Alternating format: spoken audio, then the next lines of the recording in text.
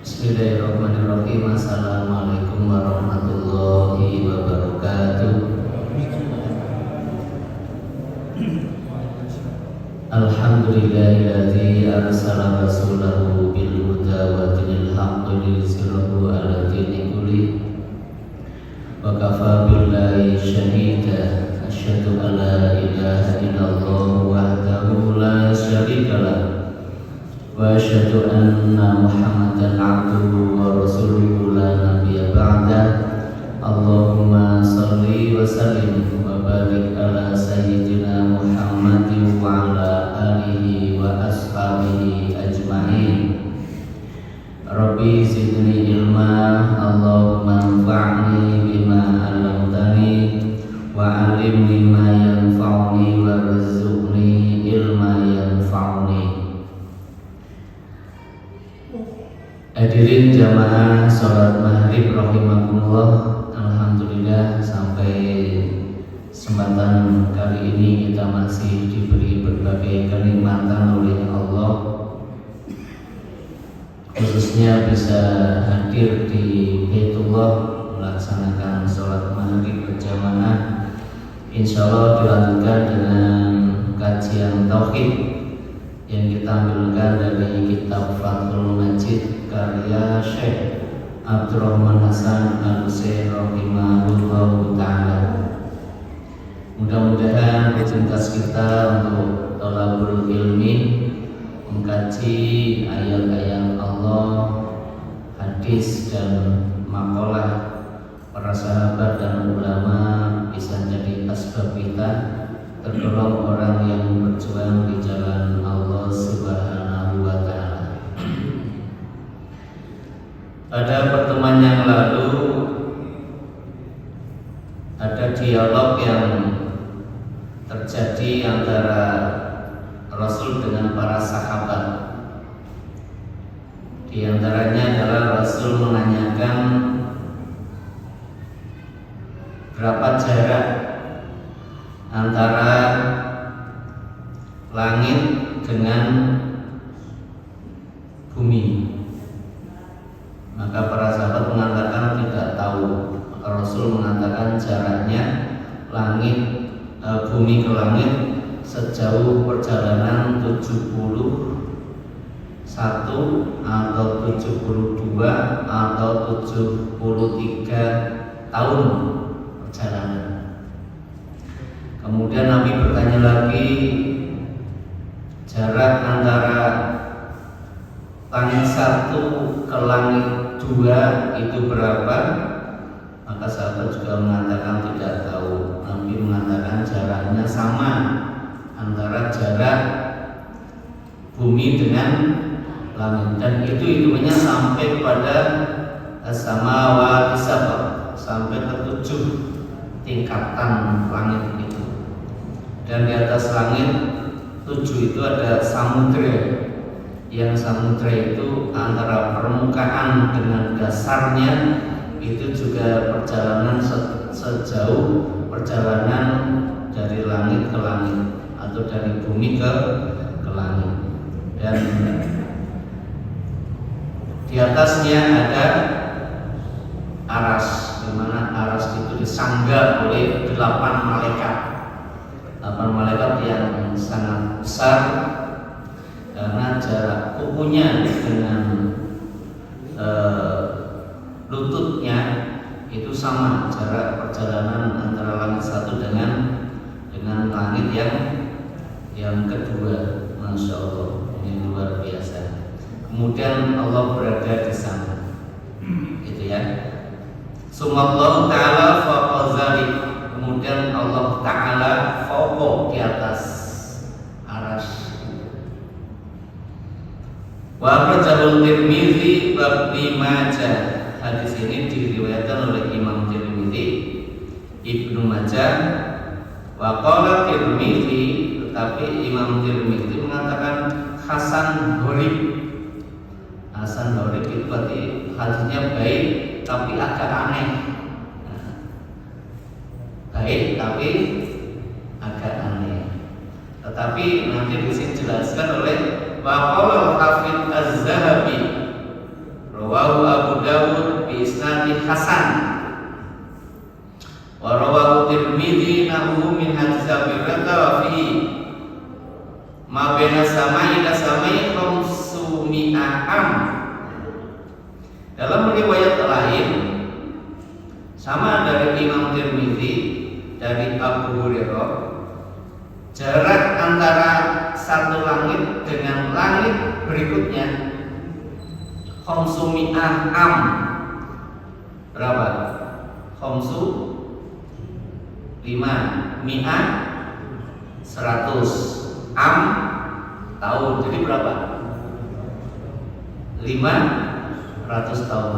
Hadis yang lain mengatakan kalau yang hadis pertama kan 70-an ya, 71, 72, 73 tahun sekitar itu.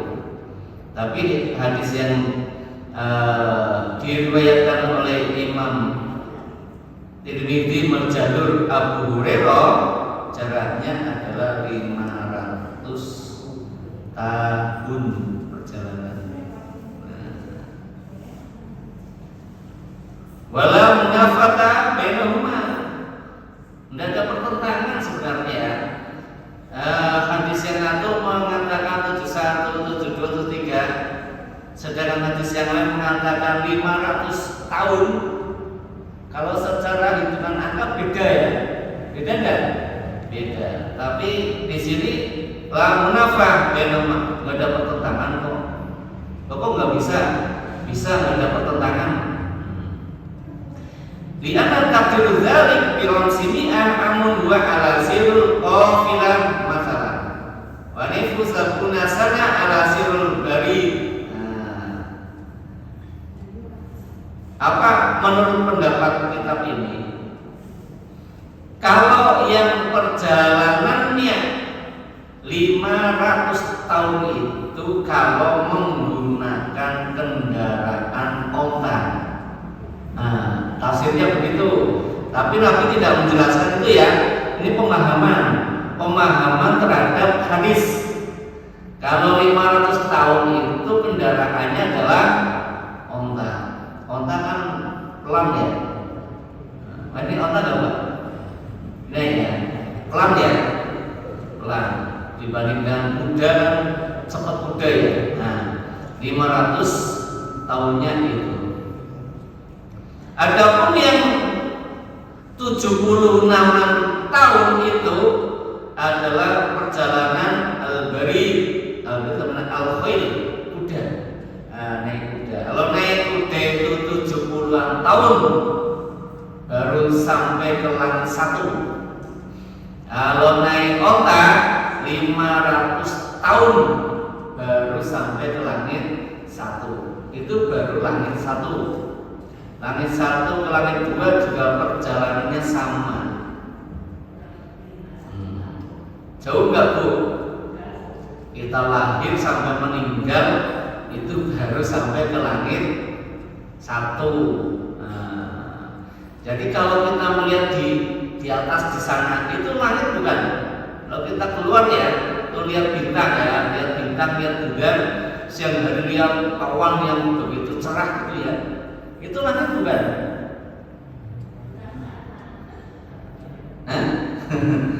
Itu langit bukan? Kayaknya bukan ya. Itu batas pandang mata.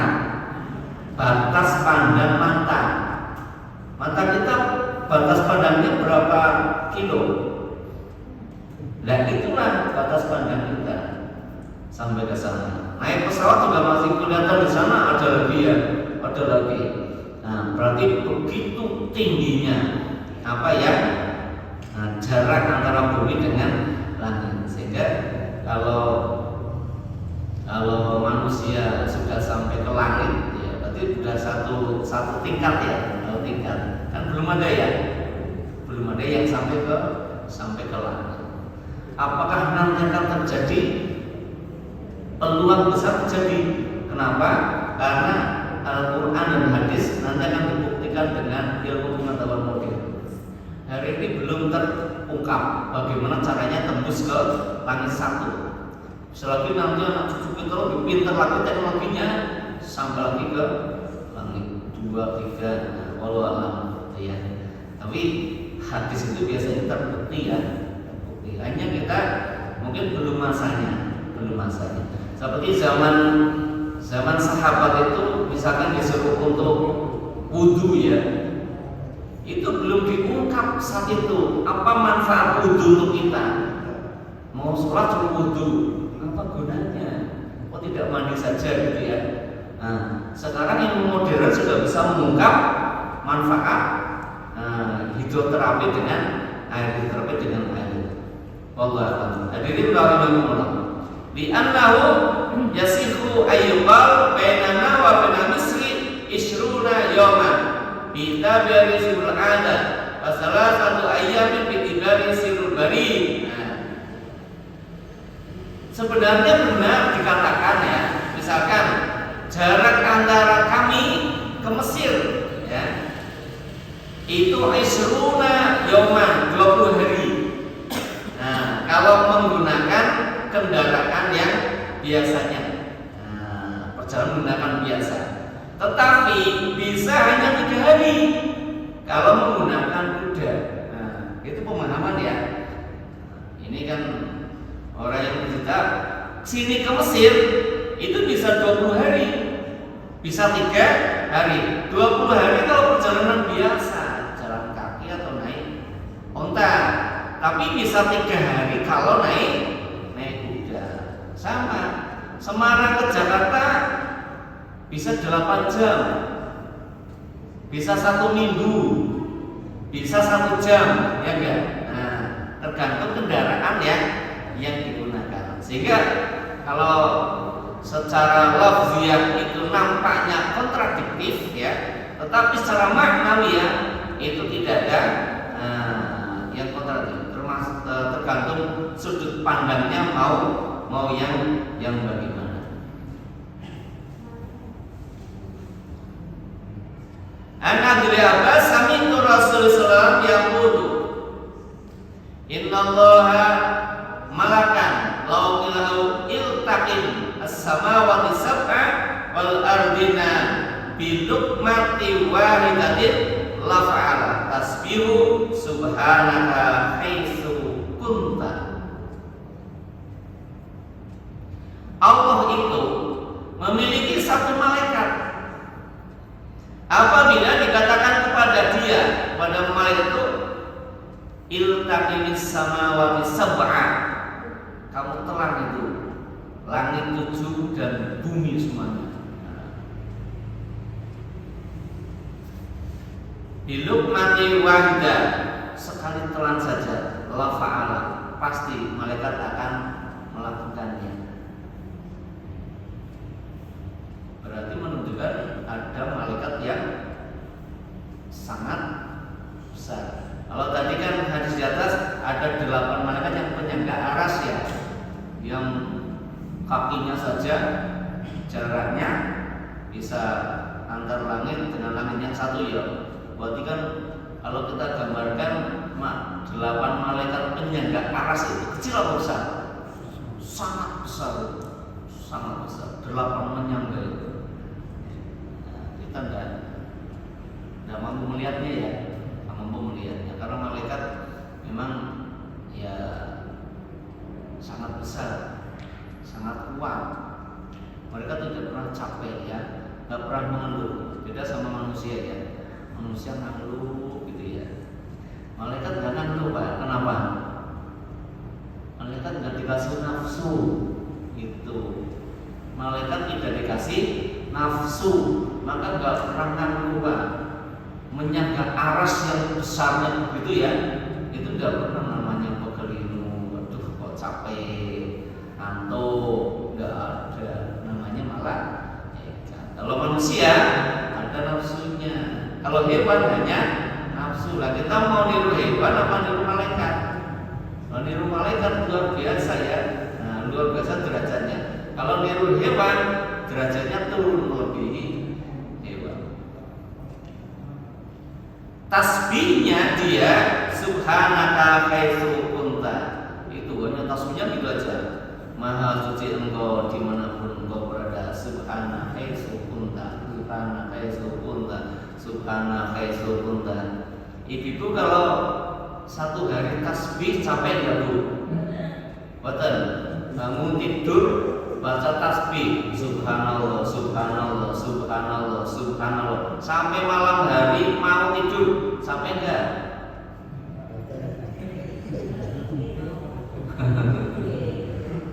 Kalau saya capek tak kuat. Kenapa? Nafsunya demis, malas pegang gitu ya misalnya. Tapi malaikat tasbih ya selawase sujud salawase luar biasa malaikat. Tapi makhluk yang paling mulia adalah manusia. Kita paling mulia. Tapi besok di akhirat orang kafir ingin kalau dulu di dunia jadinya hewan saja, itu coba. Jadi tumbuhan saja, jadi tanah saja. Itu orang kafir besok di hari akhir. Kalau sudah melihat catatan amal perbuatannya, dan nanti dia akan mendapatkan balasan apa? Maka mereka mengatakan, ya laitani kuntu turoba. Aduh, kalau kayak gini mending saya jadi debu saja, jadi tanah saja, sudah selesai. Tafsirnya adalah mendingan jadi hewan saja. Hewan dipotong, urusan selesai. Menyesalnya di akhirat.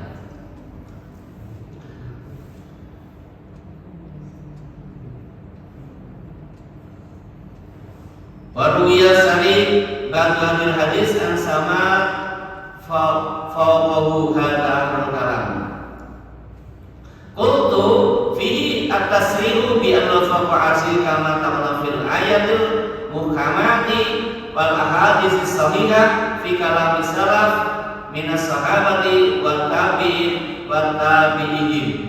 Nah, hadis-hadis atau ayat yang menjelaskan tentang kebesaran Allah Subhanahu wa taala itu sudah dijelaskan di sana secara rinci tentang kebenarannya, baik ayat yang muhkamat, hadis-hadis dari sahabat, perkataan orang salaf dari kalangan sahabat, tabi'in dan tabi'in. Nah, kalau istilah di sini salaf, fi kalam salaf berarti minas sahabat wa tabi'in wa tabi'ihim. Nah, menurut kitab ini yang dinamakan salaf adalah sahabat, tabi'in dan tabi'ihim, dari tabi'in.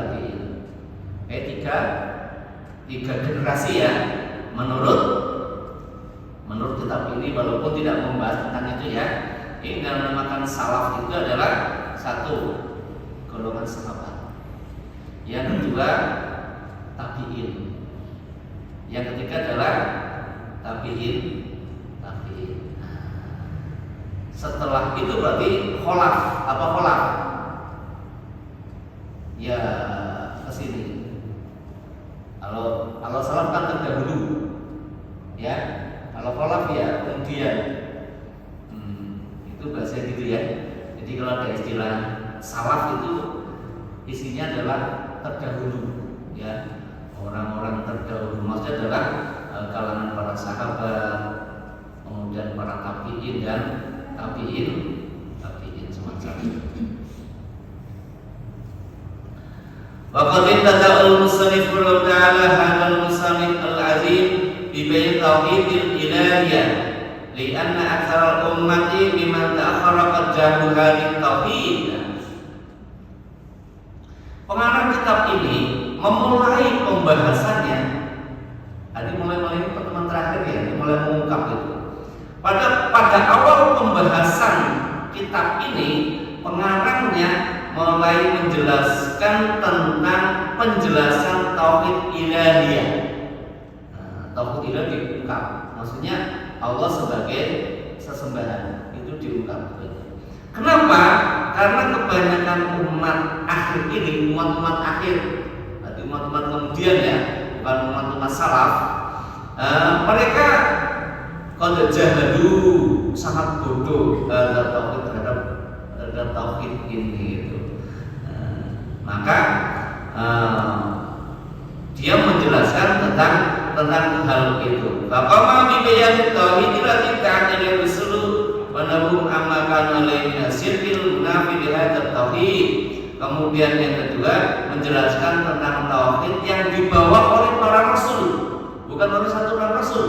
Ar-rusulu, ta'at ilaihi rusulu, yang disebarkan oleh para rasul. Jadi sama, para rasul itu adalah menyampaikan tauhid dan apa?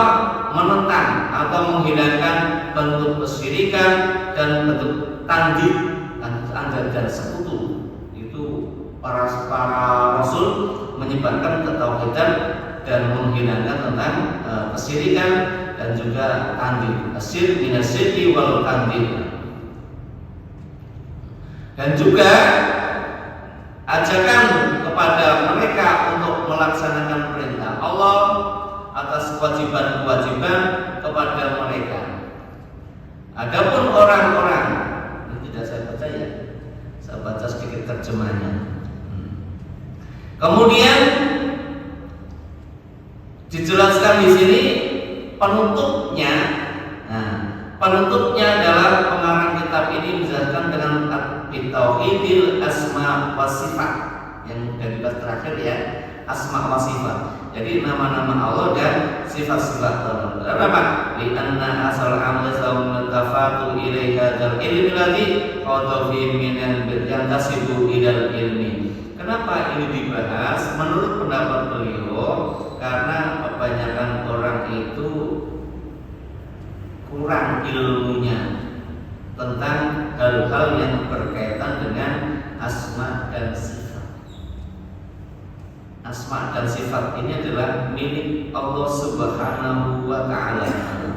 Oleh karena itu, ilmu tentang hal ini itu baiknya adalah untuk diamalkan. Jangan sampai terjadi persangkaan kepada mereka dan mereka menerima pendapat-pendapat seperti pendapat mazhab al-jamhiyah, mazhabul jamhiyah, mazhab al-jamhiyah, yang mereka itu adalah menolak tauhid asma wa sifat, dan mereka menyelisihi apa yang ada di dalam Al-Quran, dalam nas nususil kitabi. Mereka menolak apa ada yang dalam nas-nas kitab was sunnati wa ma'alai salaful ummati wa imatil hadisi. Mereka itu menyelisihi nas yang dalam Alkitab, dalam sunnah, dalam salaf imam-imam terdahulu, imam hadis, ahli tafsir, yang al-minal mutaqaddimina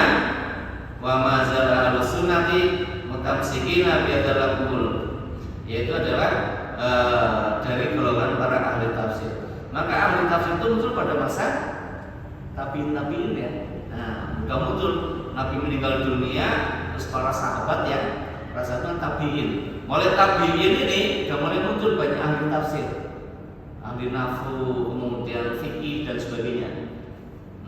Pada zaman Rasul belum sampai ke spesialisasi pengetahuan ya, masih umum zaman Rasul, zaman sahabat. Tapi sudah mulai pada zaman tabi'in muncul ahli tafsir, ahli hadis, kemudian sampai ilmu-ilmu yang lainnya, sampai tabi'in mereka itu betul.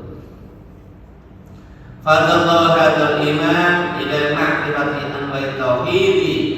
Maka Allah memberikan petunjuk kepada imam-imam tersebut karena pengetahuan tentang ketauhidannya.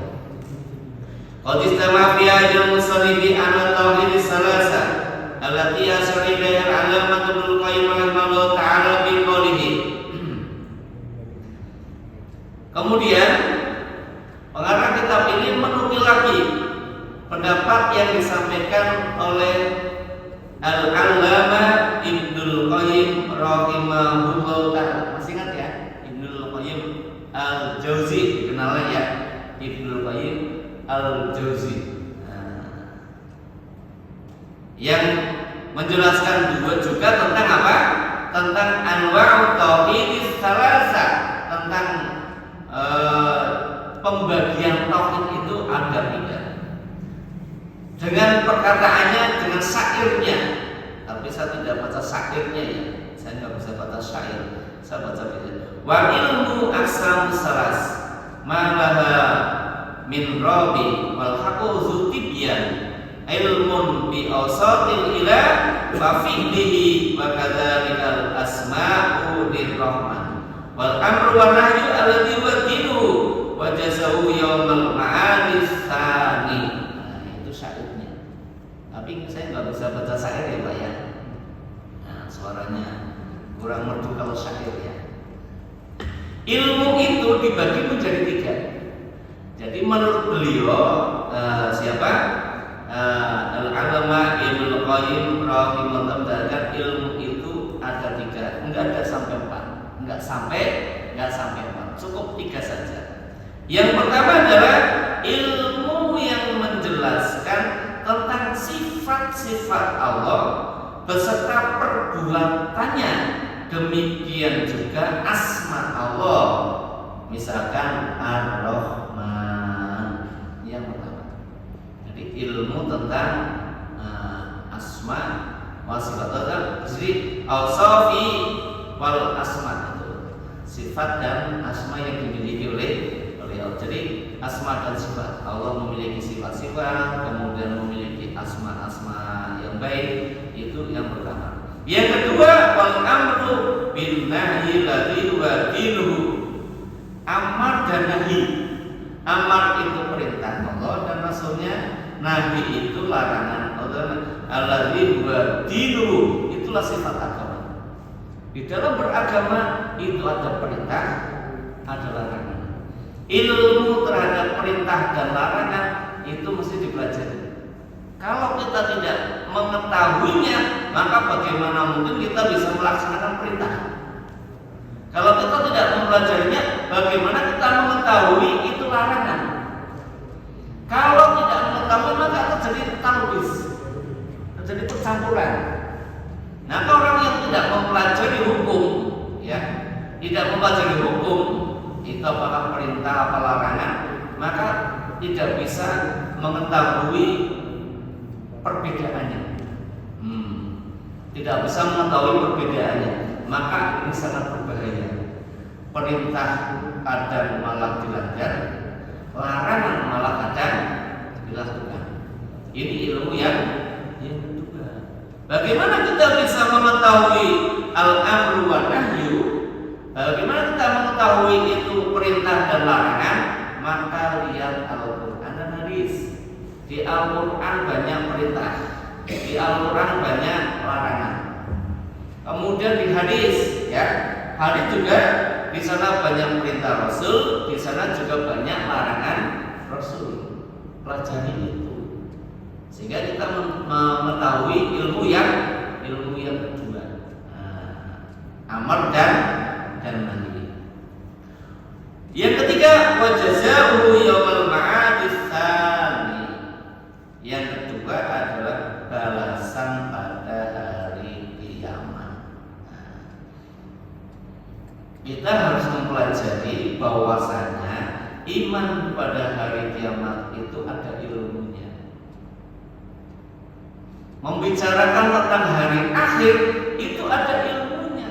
Setelah saya meninggal dunia, nanti apa yang proses akan dialami harus tahu.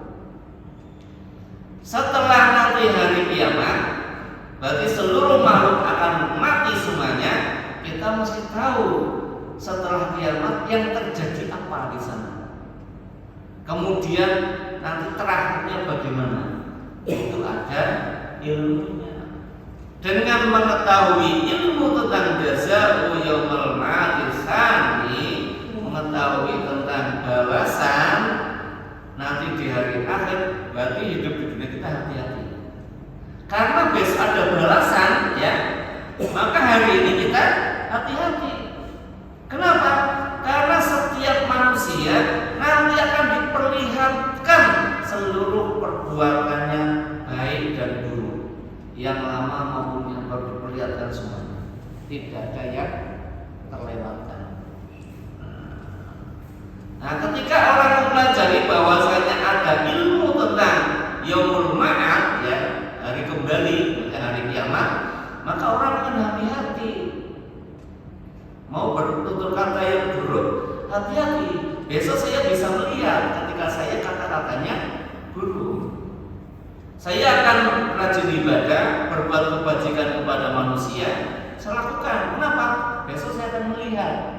Nah, jadi kalau hari ini, kalau panjenengan itu setiap Selasa ngaji di sini, insya Allah besok melihat bisa melihat apa yang kita lakukan di dunia. Ya walaupun ngantuk-ngantuk, kesel, berapa ya, nggak apa-apa. Saya juga ngantuk sama ya. Hanya bedanya ngantuknya saya tahan. Dan kan ngantuknya kan nggak bisa ditahan gitu ya, gitu. Tapi insya Allah itu berpahala ya. Ngantuknya berpahala itu. Kalau nanti kita lihat prosesnya itu udah capek kayak gitu mau datang ngaji coba, ya enggak? Luar biasa. Insya Allah bisa akan melihatnya. Tidak hanya melihat, Allah akan kasih balasan. Nah itu adalah wajazahu yaumal ma'ad tsani, adalah balasan pada hari nanti dikembalikan pada tahap yang kedua. Jadi ada mati, masuk alam kubur, kemudian dihidupkan, gitu ya. Nanti sampai ke sana. Wa hadzal hadits law sawaitu fi sahihaini wa irma wala ibrata bi qali man ta'afa bi kasati sawahidi allati yastahillu daf'aha wa sarwaha an zawahiriha. Nah, kemudian di penutup tadi dalam hadis-hadis yang dijelaskan tadi, walau itu adalah hadis fi sahihaini, ada di dalam hadis sahih Bukhari dan Muslim dan juga yang lainnya. Ada tadi Tirmidzi ya, ada lagi apa? Nasa'i gitu ya. Nah, maka tidak perlu diperhatikan kalau hadis itu dhaif. Nah, jangan terlalu diperhatikan terdoifan hadis itu karena banyaknya syawahid. Syawahid adalah riwayat lain yang menguatkan. Ada beberapa riwayat yang menguatkan itu. Walaupun pengarang kitab ini menjelaskan ada tingkatan hasan tapi gharib, baik tapi agak aneh gitu ya, karena cerita tentang yang tidak diketahuinya dari Nabi. Meskipun demikian, beliau mengatakan bahwasanya itu tidak perlu diperhatikan karena banyak riwayat-riwayat lain yang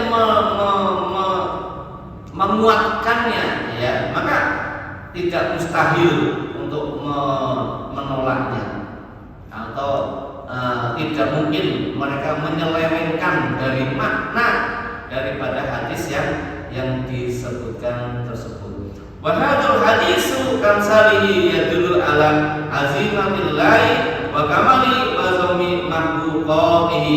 Hadis ini dan yang semisalnya menunjukkan satu, tentang kebesaran Allah, tentang kesempurnaan Allah dan kebesaran makhluknya. Kalau tadi kan ada malaikat yang menyangga arasy ya, yang besar, itu menunjukkan apa? Menunjukkan kebesaran makhluk Allah.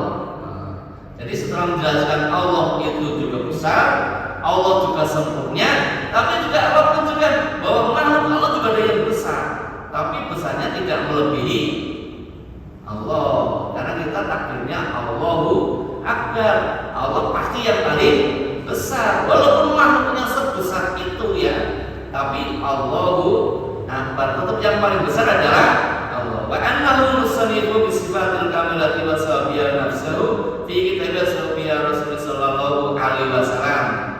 Nah, kemudian juga Allah mensifati dirinya dengan sifat-sifat yang sempurna, baik di dalam kitabnya ataupun yang disifati oleh Rasulullah sallallahu alaihi wasallam. Wa ala kamali qudrati wa nubuwal ma'budu wahdahu la syarikalah duna kulli ma siwa, dan atas kesempurnaan kekuatan yang dimiliki oleh Allah karena dia al-ma'bud, dia adalah zat yang pantas disembah. Wahdahu la syarikalah, yang tidak ada sekutu sedikit pun daripada dia. Tidak ada yang menyerupai atau yang melebihi daripada Allah Subhanahu wa taala. Wabillahi taufiq walhamdulillahirabbil alamin. Mudah-mudahan kita mendapatkan hidayah taufik dari Allah Subhanahu wa taala. Walhamdulillahirabbil alamin. Segala puji hanya milik Allah Rabbul Alamin. Wa sallallahu wasallamu ala sayyidina Muhammadin wa ala alihi wa sahbihi ajma'in. Mudah-mudahan Allah memberikan salawat dan salam kepada sayyidina kita, junjungan kita Nabi Muhammad, dan para alihi dan para sahabatnya, keluarganya, wasabbihi ajmain, dan juga kepada para sahabat-sahabatnya.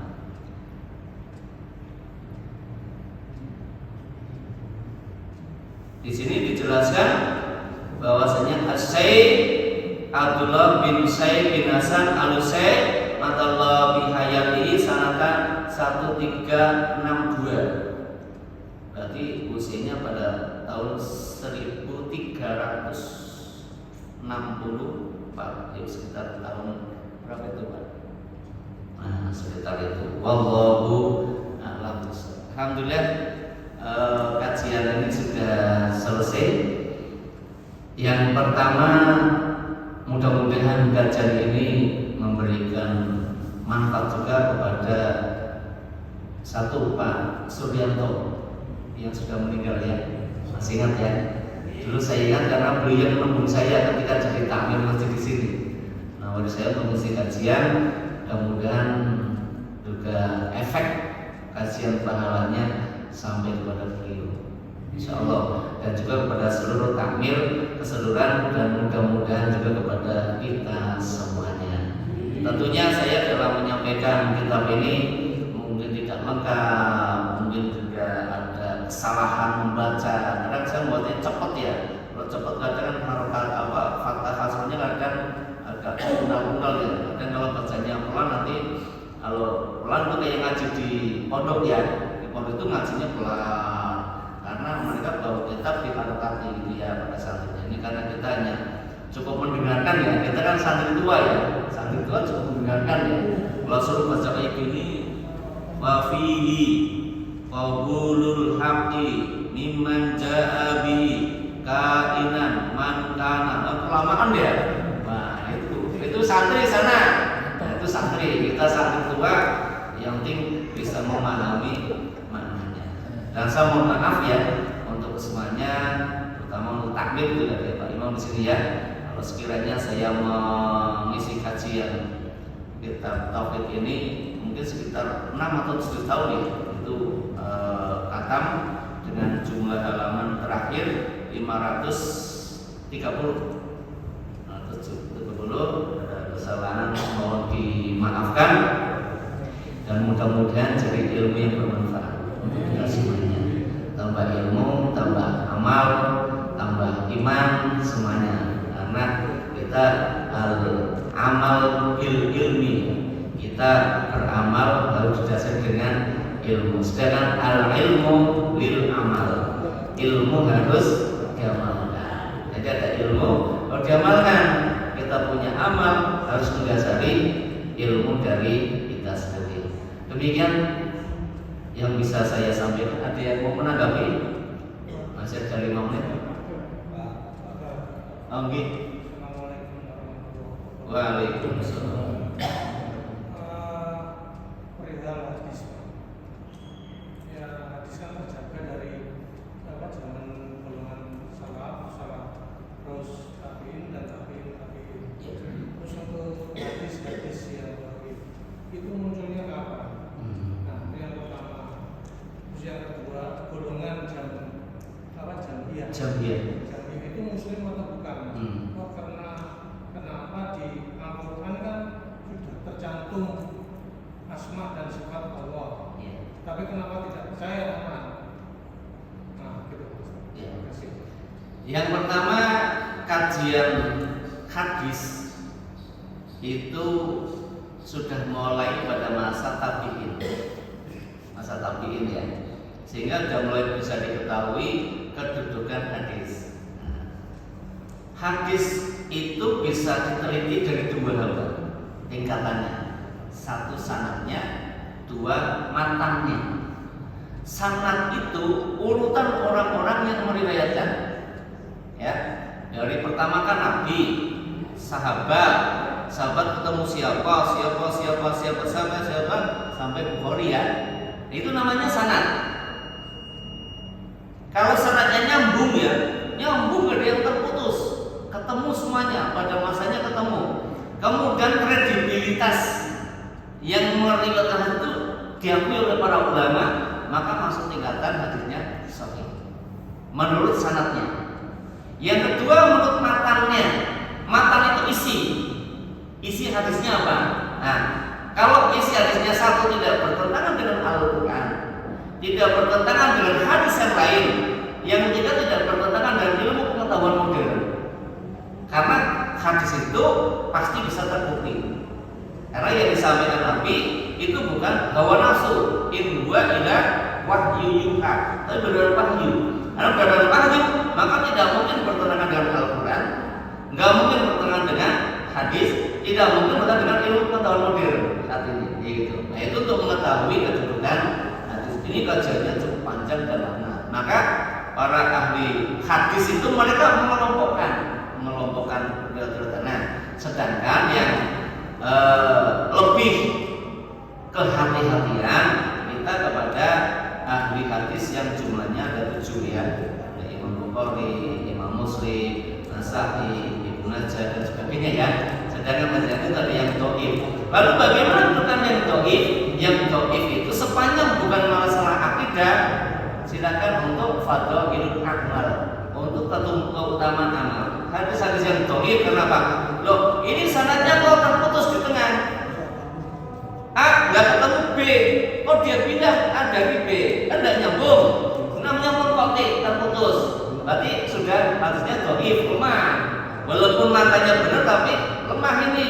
Nanti dilihat jadi jalur lain ada apa tidak. Nah, kalau ketemu yang dhaif boleh diamalkan oleh para ulama, tapi bukan hal yang akidah ya, tapi untuk keutamaan amalnya. Jadi masa tabi'in dan tabi'in sudah mulai muncul itu di sana.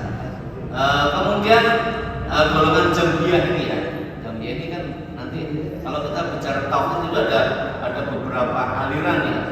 Dulu ada Mu'tazilah, Qadariyah, kemudian Jabariyah, Jambiah dan sebagainya ya. Nah, apakah Jambiah ini termasuk kafir tadi gitu ya? Apa tidak? Wallahu a'lam. Kita tidak punya hak untuk mengatakan dia kafir atau tidak. Hati-hati kita. Kemarin kita pernah membahas satu hadis ya. Kemarin kita pernah membahas satu hadis di sana orang yang rajin ibadah masuk neraka, orang yang rajin maksiat masuk surga. Ini dijaga betul ya. Maka kita tidak boleh sampai menjustifikasi siapapun. Termasuk kalau Jambiah ini menurut para golongan Ahlus Sunnah wal Jamaah itu sudah pada tingkatan kafir. Tetapi saya tidak berani. Saya hati-hati. Urusan nanti di akhirat terserah Allah.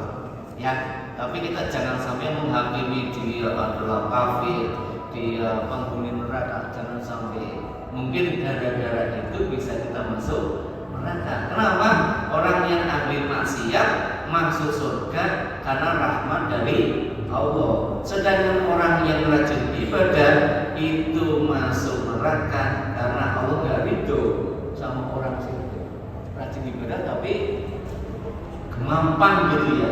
Gemampan, kamu pasti masuk neraka, kamu ahli maksiat bilang kayak gitu. Nah maka kita jaga. Nah menurut kitab ini Jambiah termasuk kategori orang kafir. Tapi kalau saya nggak sampai lah, udah nggak usah mikir kayak gitu ya. Nanti urusannya juga sama Allah. Termasuk kita dengan sesama muslim yang lainnya, tolong ya jangan cepat-cepat menghakimi ini. Pokoknya yang kita tahu laksanakan.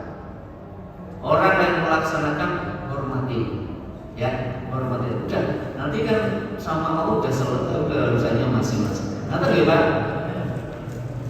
Cukup ya? Demikian yang bisa kita kaji bersama hari ini. Wallahu a'lam bishawab. Hanya Allah yang mengetahui kebenarannya. Subhanakallahumma wa bihamdika asyhadu an la ilaha illa anta astaghfiruka wa atubu ilaik. Wassalamualaikum warahmatullahi wabarakatuh.